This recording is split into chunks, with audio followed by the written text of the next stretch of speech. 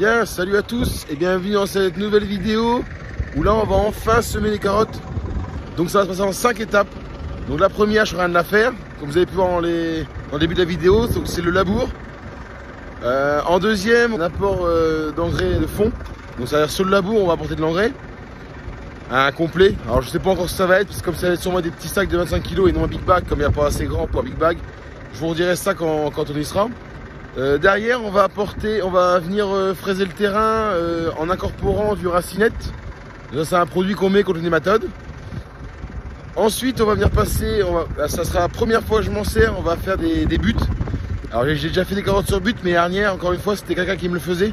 Et donc derrière, il y aura aussi donc le semis de carottes qui se fera dans 2 jours normalement. Donc voilà tout le programme de la vidéo. Je vous souhaite un bon visionnage.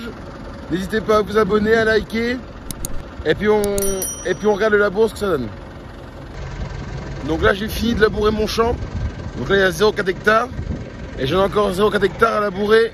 Hop, juste derrière là. Et normalement j'avais encore 0,3 hectares juste derrière. Je pourrais vous montrer après. Mais je vais pas le faire cette semaine. Tout simplement parce que là-bas ce sera des carottes de couleur. C'est la première année que j'en fais.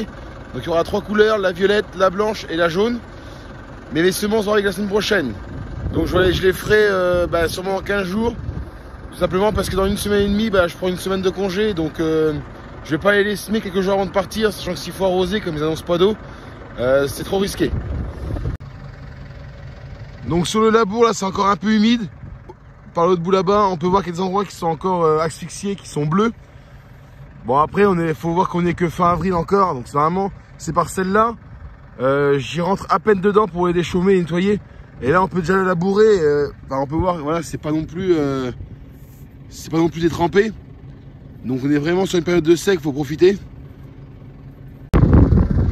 Après j'ai vu avec ma technicienne de ma coopérative où elle préconise vraiment de faire des couverts végétaux l'hiver. Je n'ai encore jamais fait, mais j'aimerais cette année pouvoir, dès que la récolte sera faite, y semer un couvert. Alors je sais pas encore du tout quoi, que je ne l'ai jamais fait. Pour pouvoir justement éviter que les terrains s'asphyxient. Mais bon, ça on verra ça à l'automne, j'essaierai de le faire, tout le monde je suis équipé d'un semoir, c'est beaucoup plus simple pour moi. Donc maintenant je fais mon deuxième labour, et puis après on verra pour l'apport d'engrais, il sera pas fait tantôt, tout simplement parce que mes 3 tracteurs sont pris. Donc moi je laboure, j'ai mon gars qui est parti retourner de la paille avec le ratophane, et mon deuxième gars qui est parti avec le roto faire les tours de champ pour les nettoyer. Donc je le ferai sûrement demain après-midi. Tranquillement, et puis après on verra, parce que tout simplement c'est qu'à la saison, là on est quitte du poireau, quitte des carottes, on commence à peine à ressemer, donc on nettoie les terrains mais pas trop vite, parce que si jamais il y a un coup de vent qui passe, tout va s'envoler, c'est une catastrophe. Donc là un peu plus calme entre guillemets, j'ai juste des radis à faire, nettoyer quelques terrains, et en plus j'ai les gars qui m'aident, donc ça va assez bien. Bon bah ça y est, la deuxième parcelle est finie, donc pareil, je trouve qu'elle n'était pas trop mal préparée. Je vais vous la montrer. Bon, il y a du vent évidemment. Ça ne change pas chez nous. Au bord de la mer, faut pas rêver. Donc voilà la deuxième parcelle. Donc la boîte toujours pareil. Hein. Des endroits qui sont bleus. C'est vraiment, vraiment asphyxié. Mais bon, franchement, pour la saison qu'on est dans ce terrain-là, surtout celui-là, c'est vraiment correct d'être dans le champ. Parce que c'est des terrains, on a vu planter du poireau et au mois de fin mai, et c'était encore limite. Et là on parle de fin avril, donc vraiment c'est une bonne année. On va pouvoir faire des carottes de bonheur sur des terrains comme ça, c'est vraiment agréable. Donc les 2 parcelles sur des précédents maïs. Donc bon, on verra bien ce que ça va donner. Sachant que cette parcelle où je suis, pour vous dire que c'est tellement humide, c'est que j'ai même pas réussi à récolter dernière. Je vais le moissonner et j'ai même pas essayé. Enfin, elle a moissonné, elle a essayé, elle a arrêté. Elle n'a pas réussi à passer. Donc dans ces terrains-là, il y a eu un broyage. J'ai le TA qui est venu faire un broyage pour broyer les cannes de maïs qui étaient restées. Et il y a eu 2 coups de déchaumeur et j'ai labouré. C'est-à-dire pas de roto, pas de glyphosate, rien. Et franchement, les terrains sont plutôt propres. Par contre, je laboure pas les travers.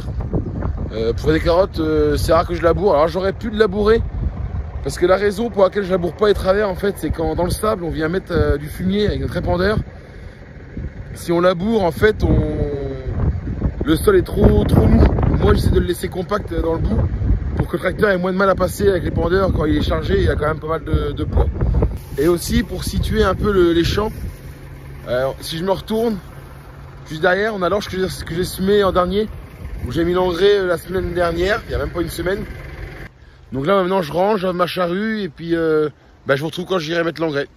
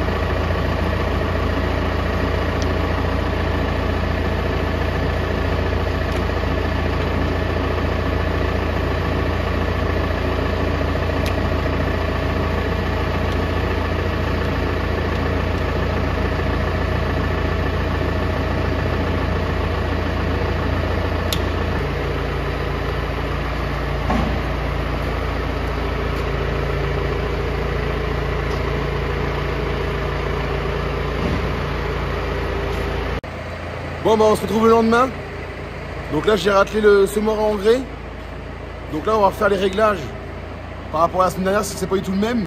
Donc là j'ai pas besoin d'aller sur mon application, je sais très bien les réglages. Donc là je vais mettre à 35 pour mettre à peu près 400 kg/h d'engrais. Donc je vais vous montrer tout à l'heure, il est derrière, il est devant. Je l'ai posé devant, je suis allé chez ce matin. Donc en fait pour ceux qui regardent mes vidéos, ils vont comprendre que en fait la vidéo est mélangée par rapport au rangement du garage. Donc hier on a rangé le garage, on a commencé à ranger le garage, hier après-midi je suis allé labourer, ce matin on a fini de ranger le garage, on a ramené l'engrais et là maintenant je m'occupe des carottes. Donc tout est un peu mélangé mais bon ça se goupille quand même. Donc je fais mes réglages, je m'en mets devant et puis je vous montre l'engrais.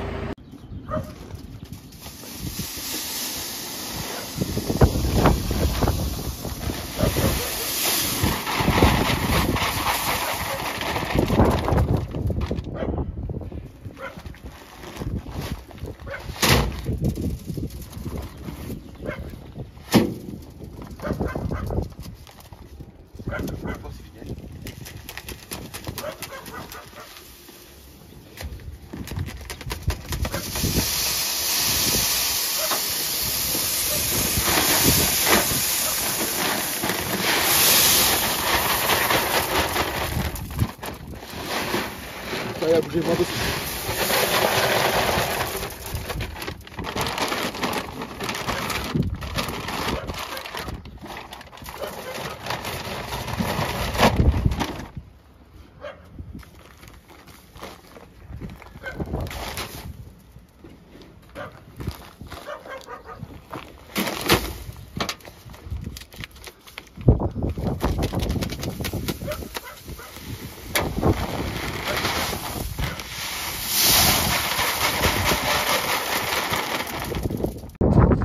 Bon, ça y est, je suis quitte de mettre l'entrée en semoir. Donc là, il n'y a que 250 kg.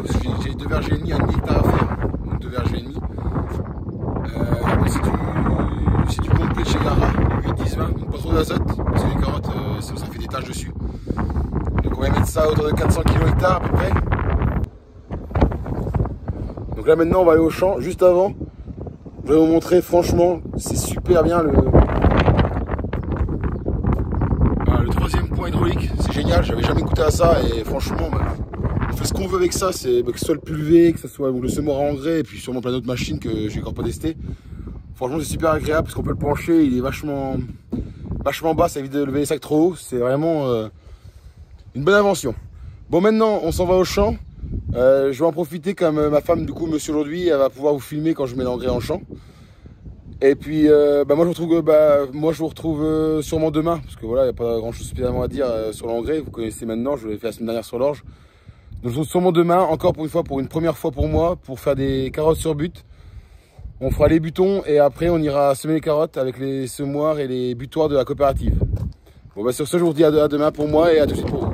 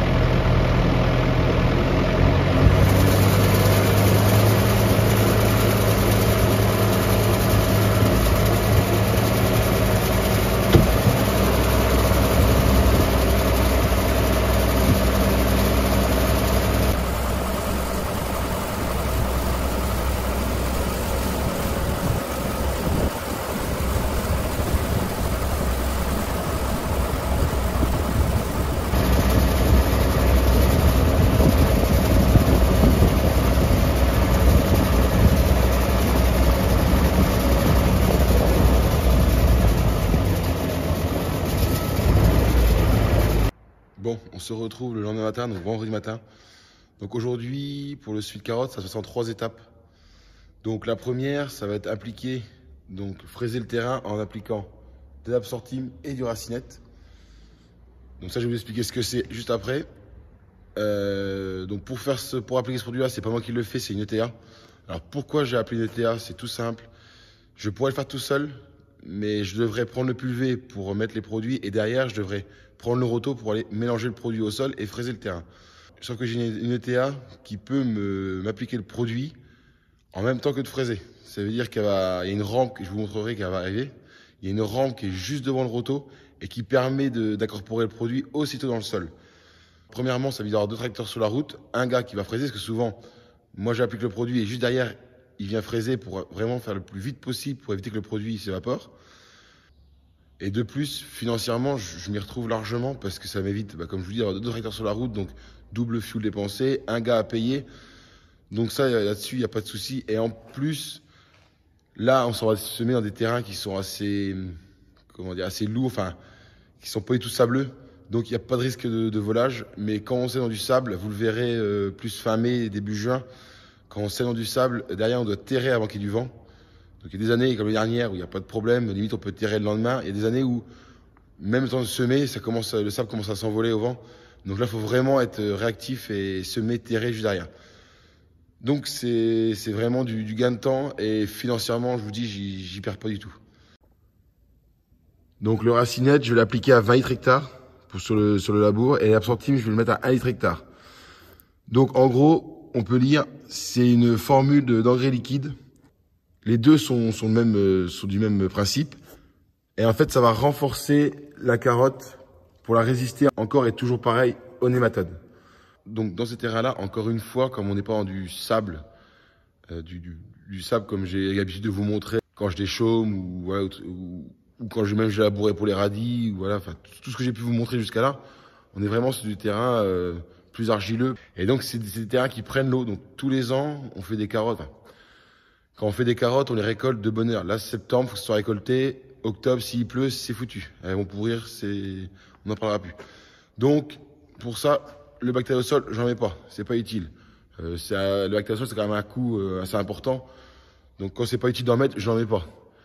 Donc, on va juste mettre le racinette et l'absortime. Et quand je vais semer, je vous montrerai, il y a aussi pour les nématodes du vidate. C'est de la poudre localisateur qu'on va mettre au niveau de la graine pour résister encore aux nématodes. Donc on fait vraiment le maximum pour contrer les nématodes. suite à la perte de produits ouais, très efficace, mais bon, très critiqué. On va attendre que le gars de l'ETA il arrive. Il va arriver 10 minutes à l'autre. Et puis du coup, quand on est au champ, bah, je vais vous montrer, je vais le suivre parce qu'il faut que je vous montre le champ. Bon, bah petit changement. Pour du coup, j'attendais l'ETA et puis elle n'arrivait pas. Je l'ai appelé. Du coup, il est en panne d'une petite pompe électrique. Donc, on devait faire ça à 8 h. Donc là, il est 8h15, il est pas là. Donc, c'était un peu plus speed que prévu. Du coup, il vient vers 10 h et on va enchaîner avec les buts. Donc, je vais essayer de vous filmer le maximum de ce que je vais pouvoir. Mais alors là, ça va être, à mon avis, ça va être très chaud. Donc, moi, je m'en vais du coup au radis 2 h, 1 h. 1 h, 1 h et demie, je vais au radis comme il en faut pas mal. Et puis, je vous retrouve dès que le TA est arrivé. Bon bah ça y est, donc du coup il est 11 h ou 10 h, il y a un peu de retard et bon, de faire les réglages et tout ça, ça a pris du temps. Donc là il arrive, donc on va remplir sa cuve qui est à l'avant. Et puis juste après on s'en va au champ et je vous montre vite fait quelques images du début. Et après on va chez les butoirs. Bon bah ça y est, on arrive au champ, donc c'est parti.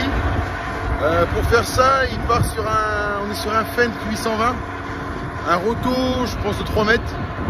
Et à l'avant, il a la cuve avec le racinette et l'absortime dedans. Donc je vous fais vite fait quelques petits plans de vue quand il fait. Et puis après, moi je m'en vais avec mon cas chercher les butoirs.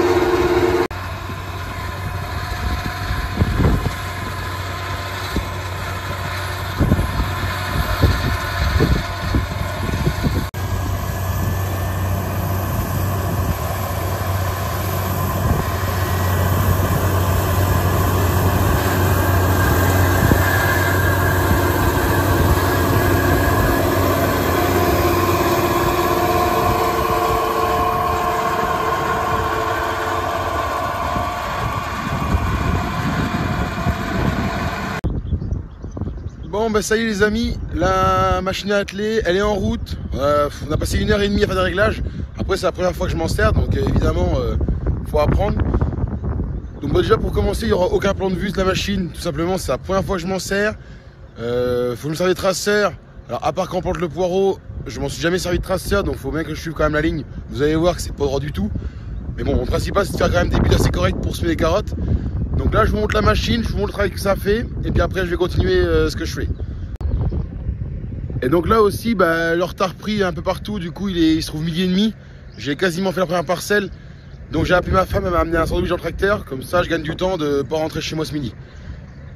Ça permet de me gagner un peu de temps pour pouvoir semer tantôt. Surtout en plus le terrain est quand même assez frais, il faut qu'il refleurisse un petit peu pour pouvoir semer, que ça colle pas trop au semoir.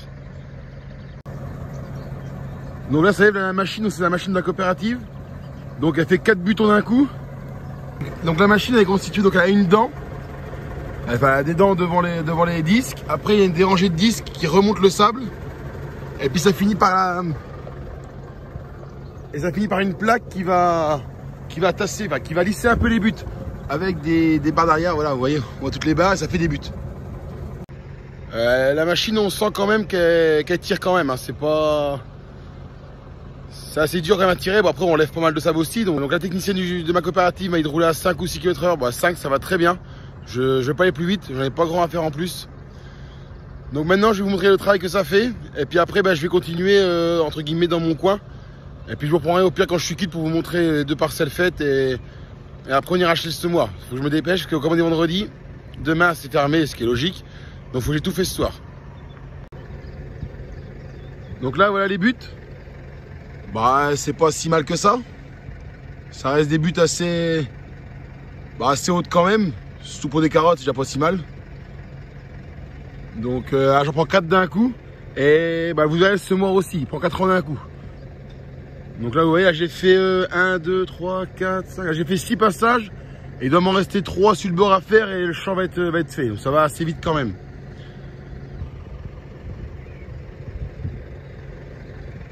Et on peut voir aussi que c'est pas vraiment droit. Après, c'est pas parce que c'est pas droit que les carottes seront moins belles. Hein.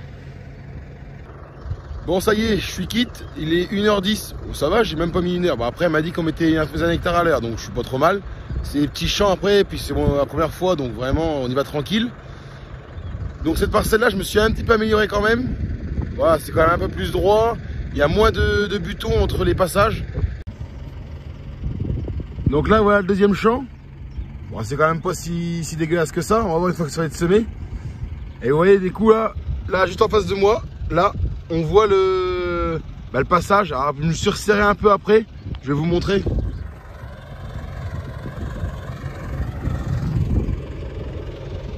Là, voilà, après, alors bon, au début, c'est pareil, un petit écart, mais sur la suite, c'est quand même, il y a moins de sable entre deux. Donc, je me suis amélioré. Donc, maintenant, je vais replier mes traceurs et puis je rentre au garage, laver la machine. Et puis, on va repartir avec le John Deere semé d'ici 1 heure, 1h30, 2 heures. Il y a un petit vent d'est, ça va vite sécher, donc on va vite pouvoir venir semer. Allez, c'est parti!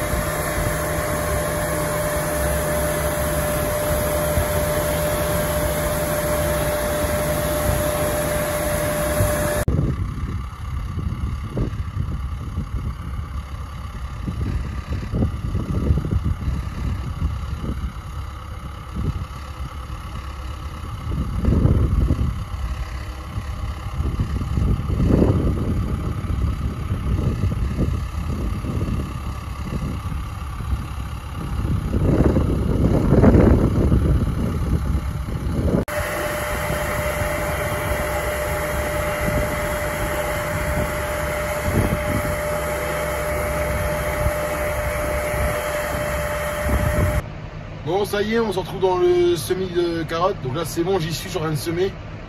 Ça sème pas trop mal. Je suis à 1 km/h. Alors, je vais pas trop vite. J'ai pas grand. Je prends 4 rangs d'un coup, donc 2 planches.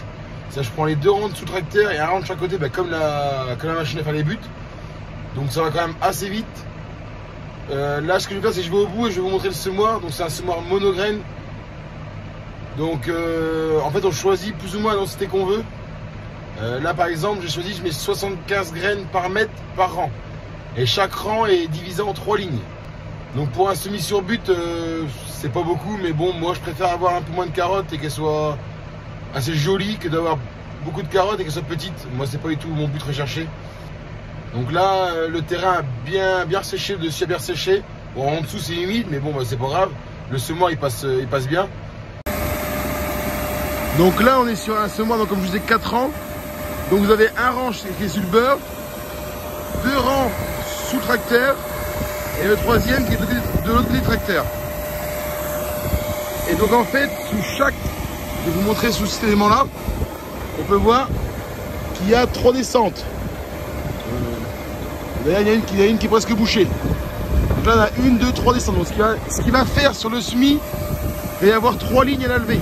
Je vous montrerai. Et donc les graines, alors ce qui fait beaucoup de bruit, c'est qu'on a une turbine qui avale de l'air et qui aspire les graines par le tuyau qui est là. Là, ça aspire les graines et normalement, voilà, là on peut voir les graines. Et donc en fait, les graines, elles vont se faire aspirer là, elles vont se coller au disque. En fait, c'est un disque de 90 trous x 3 rangées pour avoir 3 lignes. Et en fait, les graines se font aspirer ici. Là, elles montent. Là, elles se font pour éviter les doublons. Quand des fois il y a 2 graines sur le même trou, il y a une petite barrette qui vient enlever les graines en trop. Alors, on essaie de le régler comme on peut. Là, ça tourne, la graine elle tourne. Et arrivé à un endroit là, il n'y a plus d'air. L'air s'arrête et la graine tombe. La graine elle chute et elle tombe dans ce que je vous ai montré en dessous. Et donc avec ça, on peut vraiment régler en fait la densité qu'on veut par rapport au semoir d'avant. Là vraiment, on fait ce qu'on veut. Et donc juste en haut, alors ceux-là ils ne servent pas. Et dans celui-là, j'y mets encore un nématicide pour le nématode du Vidat. Donc comme je vous disais, là je sème pas trop vite, je suis à même pas 2 km/h. Mais franchement, je prends 2 planches à chaque fois. Ça va très vite, j'ai dû commencer il y a... à tout casser, même pas une demi-heure, j'ai quasiment fini ce champ là. Donc là il me reste 5 passages à faire. À 4,5 parce qu'il y en a un qui est même pas entier. Et après je suis quitte, donc après j'irai dans le deuxième. Donc là une fois semé, ça donne ça. Donc l'avantage d'avoir le même semoir, enfin, le semoir qui est adapté au butoir, c'est qu'on passe vraiment au milieu sans problème. Il y a tous les 4 ans sont bien réglés, puisque ça a déjà servi des années, bon pas pour moi mais pour d'autres producteurs. Donc là vraiment le semis est propre. Et les graines, donc j'ai déjà gratté. Et là on peut en voir une qui est ici et une qui est là. Donc elles sont sur à 2-3 cm de profondeur. Donc là elles sont dans la fraîche, ça va m'éviter d'arroser peut-être pourquoi pas en week-end. Donc là comme les graines sont dans la fraîche, ça va me permettre de ne pas arroser en week-end. Peut-être que dimanche j'annonce des gouttes, alors moi j'ai pas vu ça mais plusieurs personnes m'ont dit qu'il allait pleuvoir dimanche. On va bien voir, je vais laisser comme ça et puis au pire lundi je viendrai monter des lignes, arroser avant de désherber. Bon ça y est, le semis est fini, 17 h donc je suis dans les temps, pas trop mal. Donc maintenant je le vide et je vous montre le système à l'intérieur. Donc pour le vider, je vais prendre ce tuyau qui est ici et je vais rallumer la turbine qui encore une fois va aspirer les graines, mais ce coup-ci dans le tuyau qui se situe ici. Et ça va venir se mettre ici dans un bocal. Bon, le bocal, faut aller le chercher, il est dans la voiture parce qu'il est cassé, donc on l'enlève de la route. Donc ça va aspirer une bonne partie des graines et le reste, eh ben, j'ouvrirai l'élément grâce à ces petites vis là. Grâce aux vis qui sont ici de chaque côté, on va pouvoir enlever l'élément. Tout le reste, de toute façon, on va descendre. Et juste avant, je passe un coup de compresseur ici pour enlever tout le sable, pour pas mélanger les graines au sable. Donc là, voilà l'intérieur de l'élément. Donc les petites pattes que je vous disais tout à l'heure, c'est ça. C'est pour régler les doublons. Avec des petites molettes qui sont juste derrière pour les faire bouger. On a une étoile ici, c'est pour secouer les graines. Ça s'appelle un secoueur. Ça secoue les graines au fur et à mesure. Là, c'est les trois descentes des graines. Comme je vous disais, vous voyez, les graines, elles sont prises ici. Là, juste en dessous là, c'est le réservoir qui est là, de semences. Elles montent. Hop, elles passent dans la petite pièce qui est ici. Les doublons qui sont faits ici. Et après, une fois qu'elles arrivent là, une fois qu'elles arrivent dans ce compartiment-là, hop, elles tombent, chacun dans leur rangée. Et donc, le disque, le voici. Donc, c'est des trous de 0,8 cm de diamètre. Et donc, comme je vous dis, il y a 3 rangées de 90 trous. Donc, voilà un disque. Et donc, ce disque-là, il va être entraîné. Les disques ici vont tourner grâce à la roue qui est ici. Et les réglages se font ici, comme des pignons de vélo. Il y en a deux, il y en a un en bas, un en haut. Et donc on le règle grâce à ce tableau-là. Les 3 tableaux ici. Donc nous on était en bleu aujourd'hui. Et là aussi on a de la poudre, c'est le vidate. Que je vais falloir que je vide aussi par un petit bouchon qui est derrière, sur le côté là. Et donc ça c'est entraîné par cette roue-là, la deuxième roue.